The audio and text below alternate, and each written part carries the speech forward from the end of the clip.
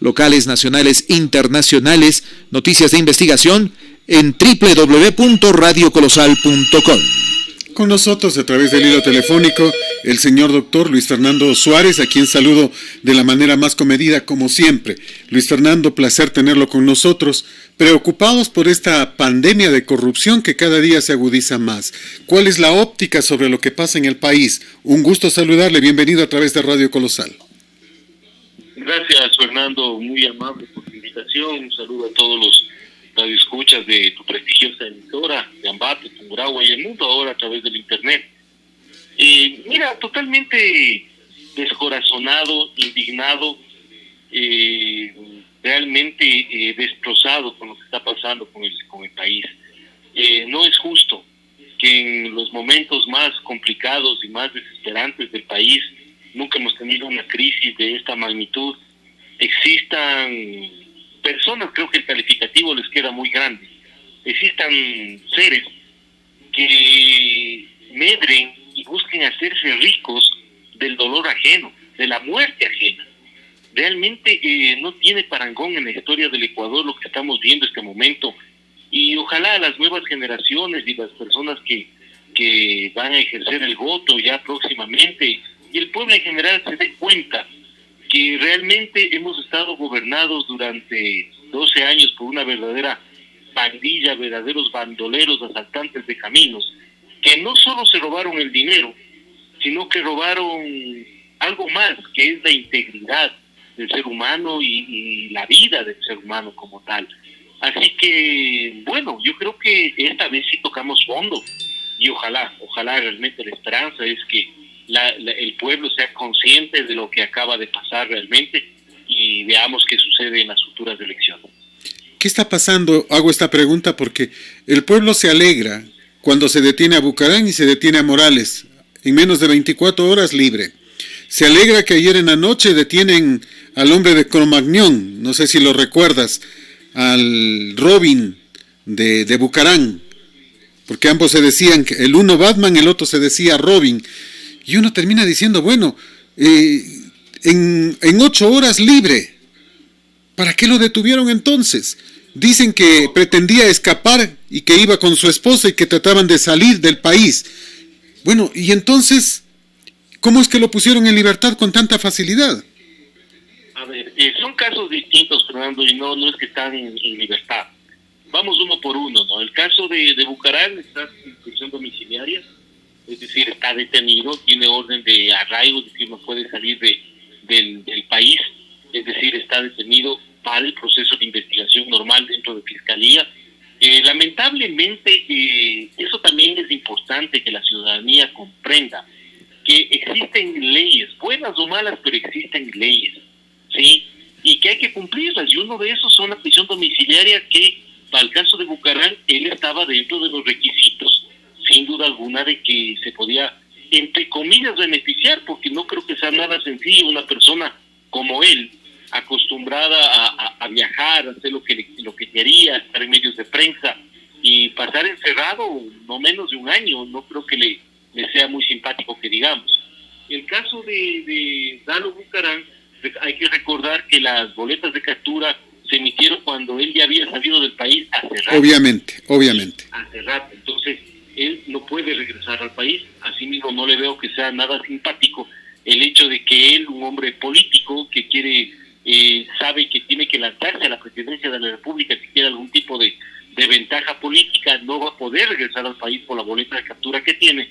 Y lo del señor Adún, realmente ahí se hay que aclarar. ¿Por qué? Porque el señor se presentó, ¿sí?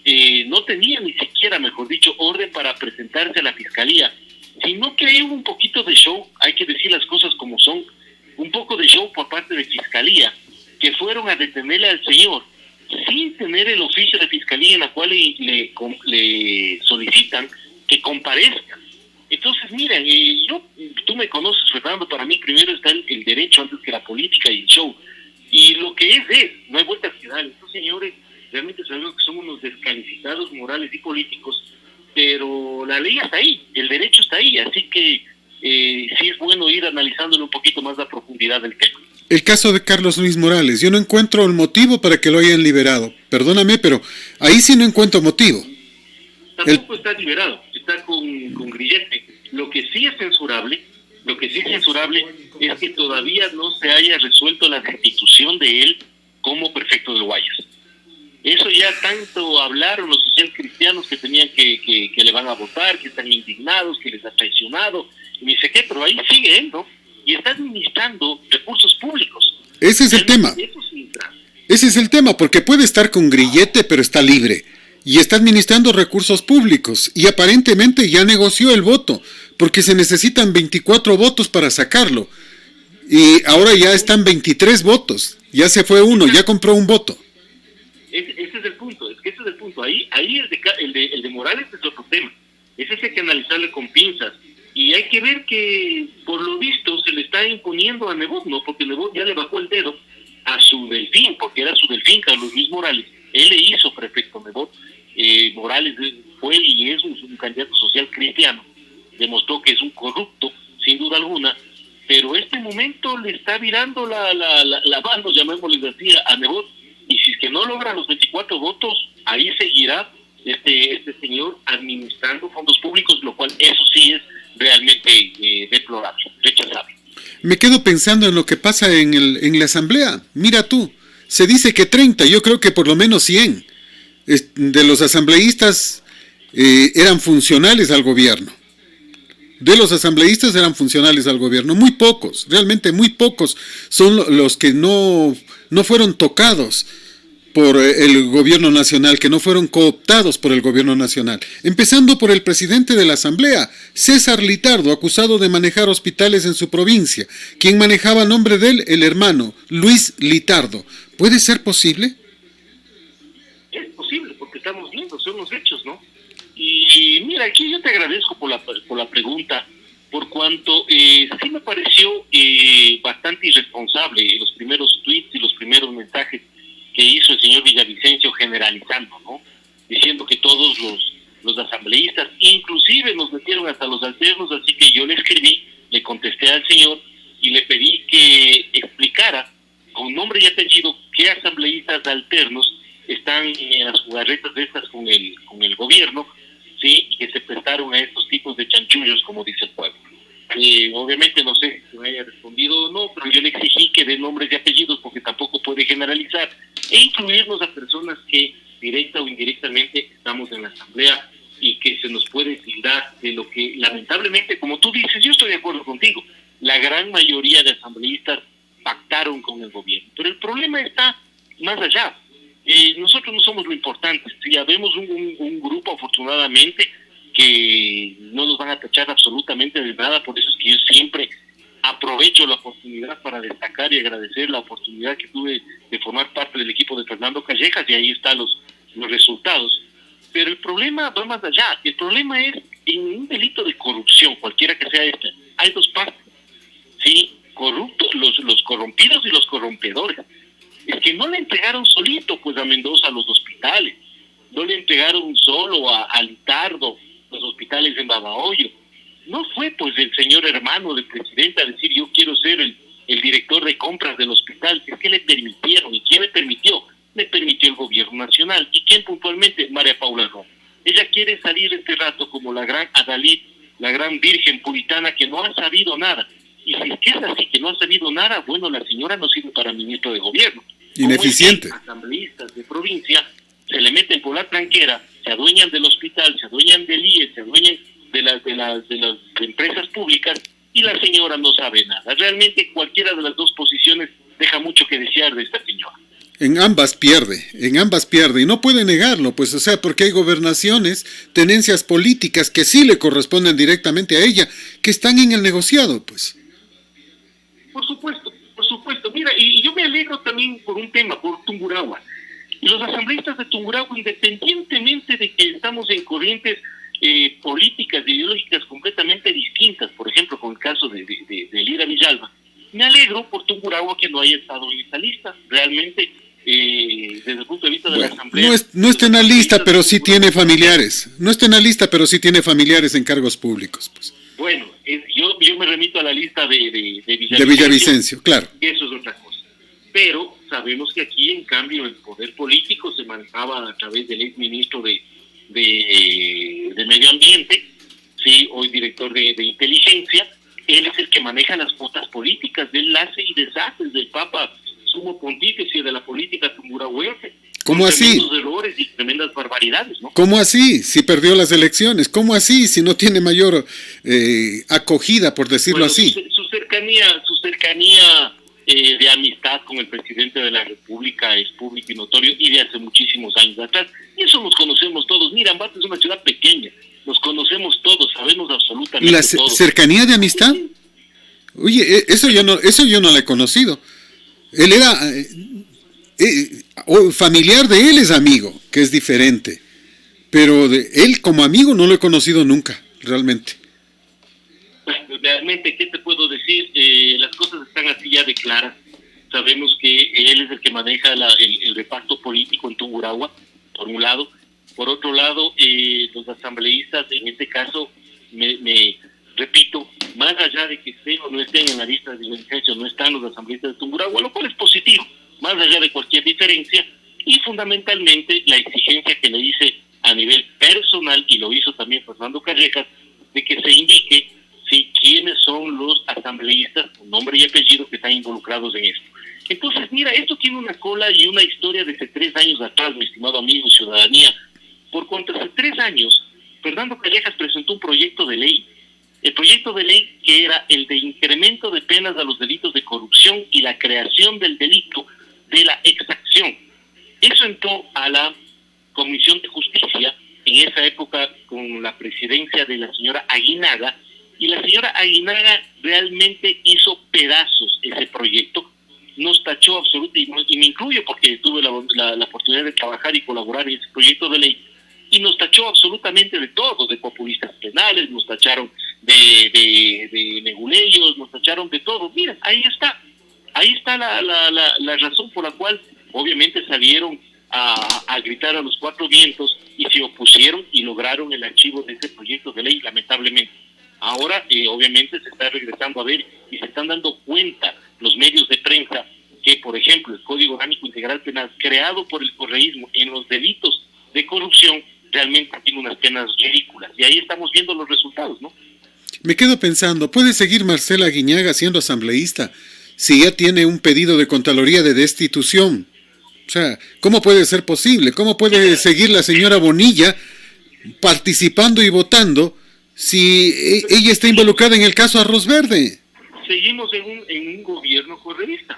Simplemente un poco supuestamente se han peleado una lucha de carteles, de padrinos entre ellos, pero siguen exactamente lo mismo. O sea, aquí necesitamos que este gobierno se acabe lo antes posible. Y mira la jugada sucia, porque no hay otra palabra de decirlo, del señor Roldán. Tratar de mancillar, tratar de hundir a la fiscal, porque hace rato la fiscal ya empezó a investigar el tema de Arroz Moreno, ¿no? Y el momento que empieza la fiscalía, mira el señor Roldán de una bajeza impresionante. Se atreve a decir que quien le puso en ese puesto fue el presidente de la República. Que no es cierto. Es un golpe, realmente es de lo más bajo en la política ecuatoriana. Y realmente este es uno de los personajes más nefastos que ha pasado durante esta época, y ahí tiene que irse lo antes posible. Me quedo pensando en muchos temas, en varios que son importantes, pero que en los que estamos quedados. Mira, estamos viendo a la capital de la República con un alcalde tremendo, ¿no? O sea, qué vergüenza de alcalde. Y con problemas por la compra de las pruebas rápidas para el COVID. Con supuesto hackeo de la cuenta desde la que trasladan dinero a China. Con una compañía con la que firma contratos por 60 y pico de millones. Y uno termina diciendo, bueno, ¿hasta cuándo un escándalo tapa otro escándalo? Porque parece que nos estamos olvidando. Yo supongo que Correa debe estar festejando y sonriendo en este instante, porque nadie habla de Correa en este momento. Por supuesto. Por supuesto. Mira, 13 años de corrupción, ¿no? En manos de los correístas y de los morenistas. ¿Qué podemos esperar? Sí, no hay un solo día, sí, que no tengamos alguna noticia de corrupción de estos señores. Así que, repito e insisto, aquí lo único que nos queda es, si pudiéramos adelantar el reloj, electoral para que se larguen lo antes posible estos mafiosos y poder tener un gobierno decente, no importa este momento ya, créeme, nombres pasa a un segundo plano, mejor dicho. Lo único que necesitamos es que sean decentes, que sean honestos, nada más. Y ahí viene otro problema. Y Atamaín, y Estela Acero, y José Cabrera, ¿crees que van a dar paso a un gobierno decente? Dicen que no es importante que tú consigas los votos, tanto o cuanto como el que cuenta los votos y el que define quién ganó. Eso lo decía parafraseando a Stalin, ¿no? Sí, señor. Decía eso. Entonces, mira, la estructura, en algunas oportunidades que he tenido en esta semana en medios de prensa, hemos coincidido con algunos contertulios, en el sentido de que el tema ya es estructural. No es ni siquiera con las próximas elecciones. Quizás es un remedio urgente, necesario, vital. Tendrá que haber una fuerza unida de los ecuatorianos, de los candidatos, para que estos sinvergüenzas que están en el Consejo Nacional Electoral no se vuelvan a robar las elecciones como se robaron hace 4 años, 3 años y algo, un poco más, y algo tendrá que suceder, porque no podemos seguir así, o sea, no podemos seguir en manos de estos sinvergüenzas, como lo acabo de decir, y yo me temo que si es que esto continúa, puede estar terminando mal el asunto. Pero mira, recordemos a Eduardo Mangas, cuando en Cuenca reconoce que perdieron la primera y la segunda vuelta, ¿cómo llegaron a la presidencia? ¿Qué pasa si en un año estamos en las mismas?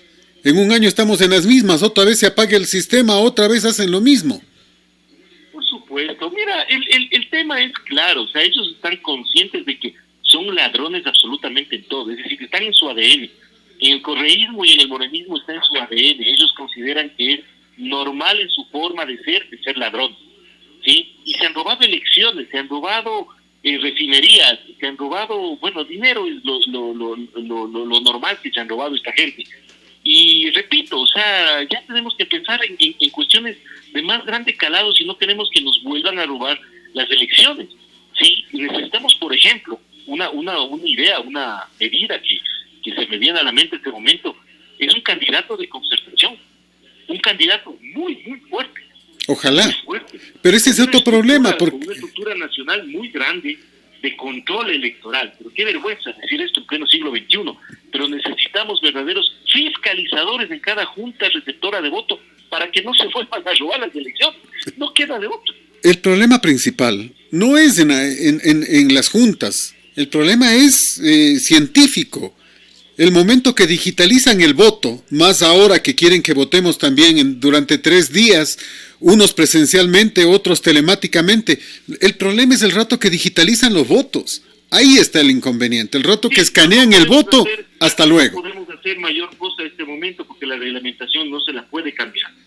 Pero repito, por lo menos, repito, porque ese es un proceso de larga data, o sea, tratar de hacer un verdadero exorcismo en el Ecuador y librarnos de esta mafia nos va a costar mucho tiempo. Quizás ahí por el mismo tiempo de recuperarnos de la pandemia, unos 10 años, para que el Ecuador realmente retorne a un cauce democrático, honesto y decente. Sí, y nos va a tocar hacer muchísimos sacrificios y hay que pensar por algún lado. Y este rato me permito proponer que se vaya pensando en trabajar en torno a un candidato con posibilidades reales de ganar, ¿sí? Que tenga acceso a distintas corrientes ideológicas, y en este momento que pensemos en que no va a ganar X o Y o va a ganar Juanito o Pepito. Necesitamos alguien que logre realmente ponerle tras las rejas a estos sinvergüenzas, o por lo menos que pongan pies en polvorosa y que se alarguen del país. No nos queda de otro. Ahora el problema es cómo conseguimos convencerles a los políticos que renuncien, porque a ninguno de ellos les gusta renunciar. No va a renunciar Nebot, creo yo. No va a renunciar Guillermo Lasso, no va a renunciar Lucio, no va a renunciar Fernando Valda, no va a renunciar Bucarán en poner candidato, sea quien sea, no va a renunciar Alvarito, no va a renunciar el socialismo, no va a renunciar la Revolución Ciudadana en poner candidato, no va a renunciar el leninismo en poner su candidato, el Partido 5 creo que es ahora, o la 35, pero bueno, los hermanos del señor Moreno también tienen partidos políticos. El señor último mencionado en todos estos temas, Daniel Mendoza, también tiene un partido político ya a nivel nacional. Mira, ya, si quiere, y cada quien tiene el partido político como abrir una tienda de la esquina con el respeto que se merecen las tiendas. Uh-huh. Pero, bueno, si quiere participar, participe para la asamblea, por ejemplo. Participe para la asamblea. Pero sí en torno a uno o dos candidatos que realmente puedan tener peso a nivel nacional y que puedan frenar a esta mafia. Es el colmo, si no, nuevamente, nuevamente nos tocará mirar a una solución de facto. Qué pena decirlo, porque a mí me daría muchísima pena, y yo me considero una persona totalmente demócrata, pero no podemos seguir en manos de esta gente.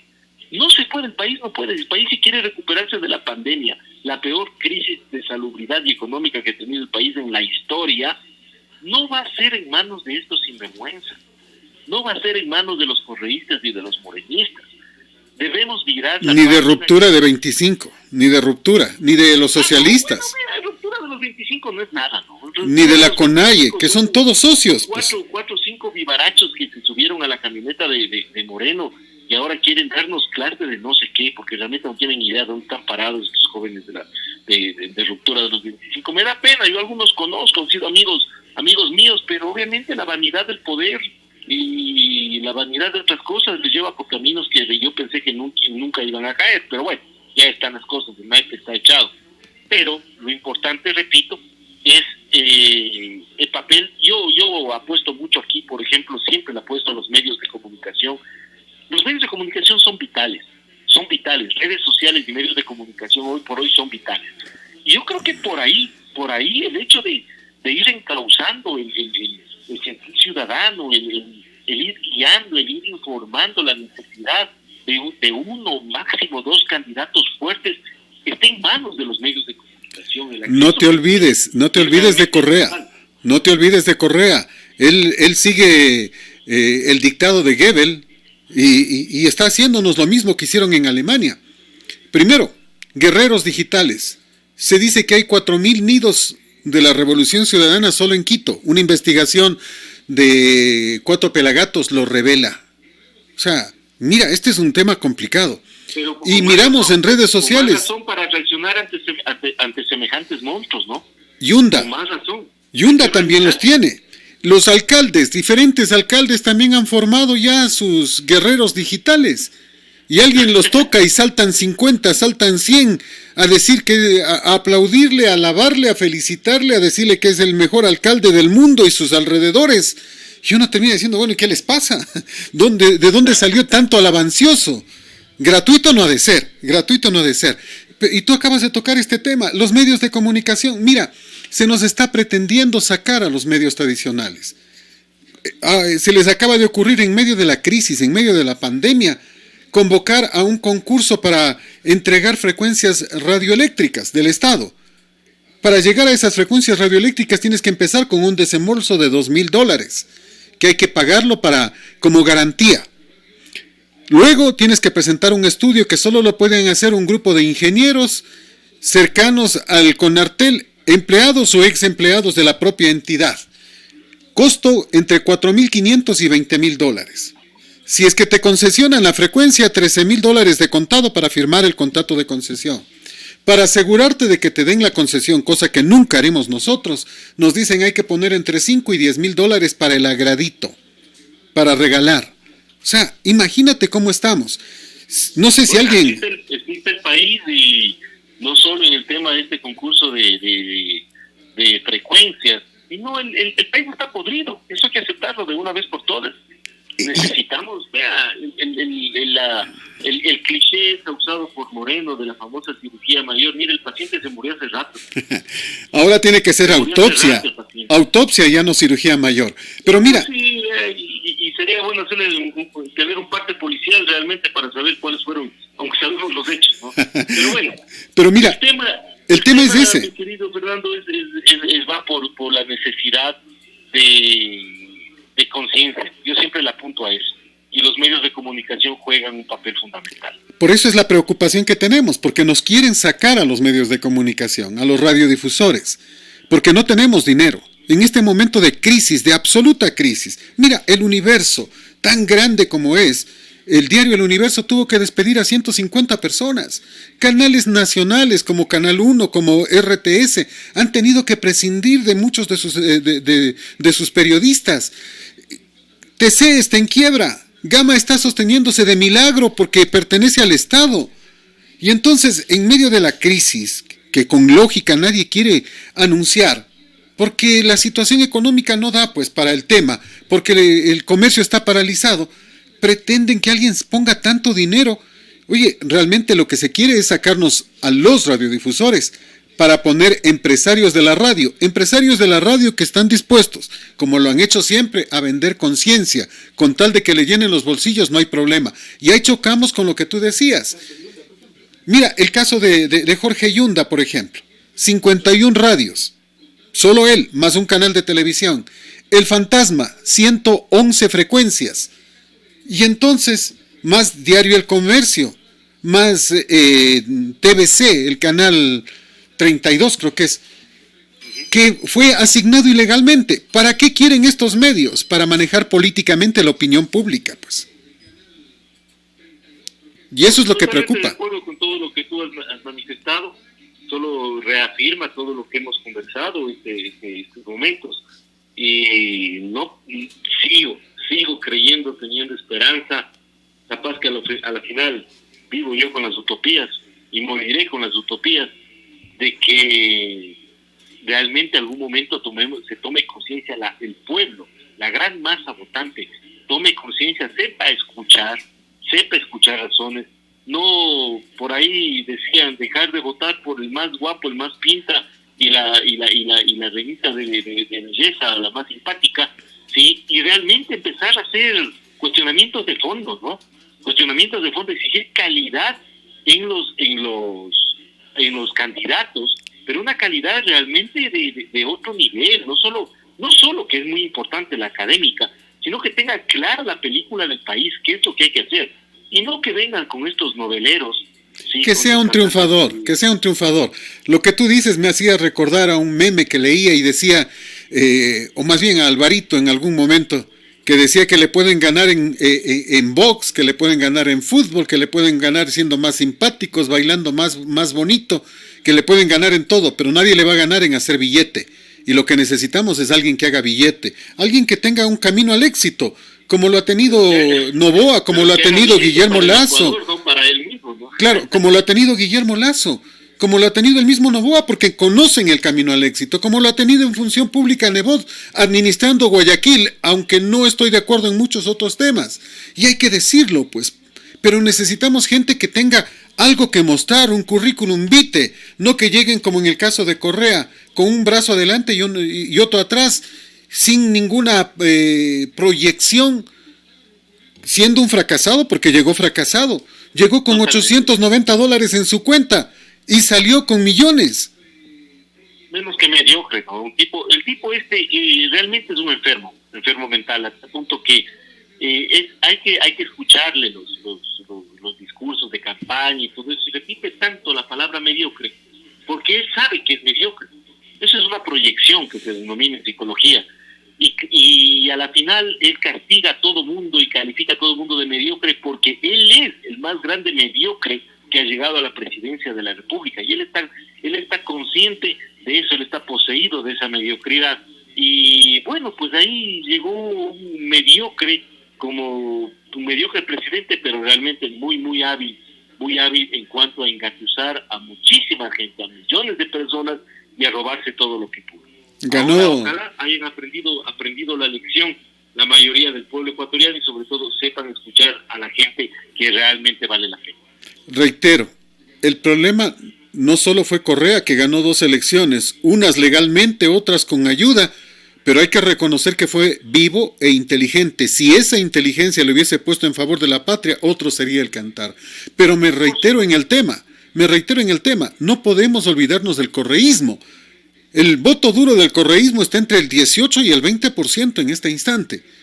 Ellos pusieron al presidente, ellos son la oposición también, al mismo tiempo, y ellos pretenden ser candidatos y ganar a río revuelto. Y hay que tener cuidado, porque si no se llega a un gobierno de concertación, es decir, a concertar para que no dividir la votación, en cualquier instante, por el voto duro de ellos, nos va a pasar lo que pasó, por ejemplo, en Quito, en la prefectura, en Pichincha, en la prefectura, o en Quito, en la alcaldía, o aquí en el Consejo Provincial. Así es. Por eso decía hace un momento, la clave está en la concertación, la clave está en la unión, ¿sí? Y inclusive la unión hacia a la presidencia de la República, la candidatura a la presidencia. Hay que ver no solo encuestas, sino hay que ver proyectos, hay que ver equipo, hay que ver estructura, porque realmente nos vamos a enfrentar a un animal herido que está por morir, que es el correísmo. Y los animales salvajes, al momento de morir, son muy peligrosos con los últimos colazos que pueden dar. Así que hay que tener mucha preocupación, mucha precaución y sobre todo tener mucho ojo. Mire lo que acaba de suceder el día de hoy.